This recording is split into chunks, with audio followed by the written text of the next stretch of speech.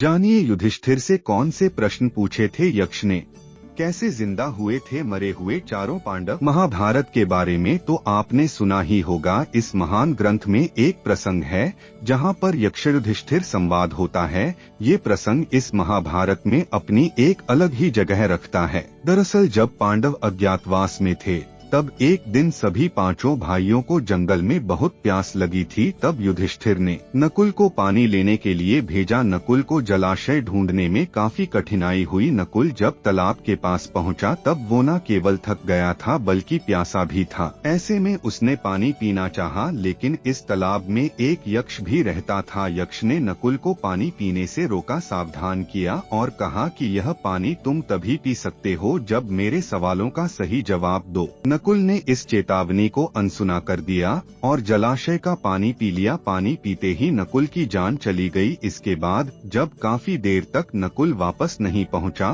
तो युधिष्ठिर ने सहदेव को भेजा। सदैव जलाशय को ढूंढते हुए पहुंच गया, लेकिन ताना बहुत बड़ा था और जंगल भी काफी घना था, इसीलिए उसे नकुल नहीं दिखाई दिया। जब तो पानी ले रहा था तब फिर जलाशय से यक्ष ने फिर वही चेतावनी दी। उसने भी नकुल की तरह ही यक्ष की बातों को अनसुना कर दिया और सोचा पहले मैं पानी पी लूं फिर अपने भाइयों के लिए ले जाऊं, और पानी पी लिया। वह भी जहर के कारण जलाशय किनारे गिर पड़ा। इसके बाद अर्जुन और फिर भीम भी जलाशय पर पहुँचे, लेकिन सभी एक एक करके यक्ष की बातों को अनसुना करते रहे और जहरीला पानी पीकर जान गंवाते रहे। आखिर में युधिष्ठिर भी जलाशय पर पहुँचे। उनसे भी यक्ष ने सावधान किया और कहा कि यदि तुम भी मेरे प्रश्नों के सही उत्तर दिए बिना इस जलाशय से जल पियोगे तो तुम्हारे चारों भाइयों की तरह मारे जाओगे। तब युधिष्ठिर ने उस महान यक्ष को कहा था कि पूछिए आ। तब यक्ष ने सबसे पहला प्रश्न पूछा कि पृथ्वी से भारी क्या है। युधिष्ठिर ने कहा कि पृथ्वी से भारी यानी बढ़कर है,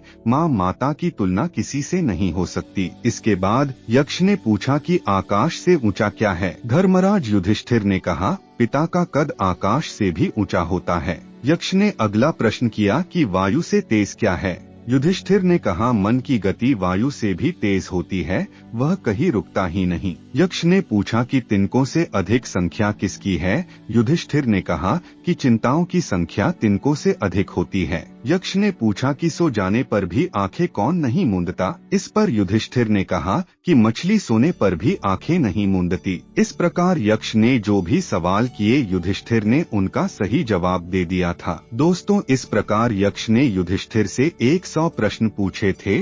वह दूसरे प्रश्न आप सुनना चाहते हो तो हमें कमेंट करके जरूर बताइए। दोस्तों, जब युधिष्ठिर ने सभी सवालों के सही जवाब दिए थे तो इस बात से यक्ष बहुत प्रसन्न हो गए थे। फिर युधिष्ठिर के कहने पर उसके सभी भाइयों को जिंदा कर दिया था और अपना पानी भी पीने दिया। दोस्तों, ऐसी महाभारत की अनसुनी कई कहानियां हैं। यदि आप सुनना चाहते हैं तो हमारे चैनल को जल्द ही सब्सक्राइब कर दीजिए और इस कहानी को लाइक कीजिए और सबको शेयर भी कीजिए।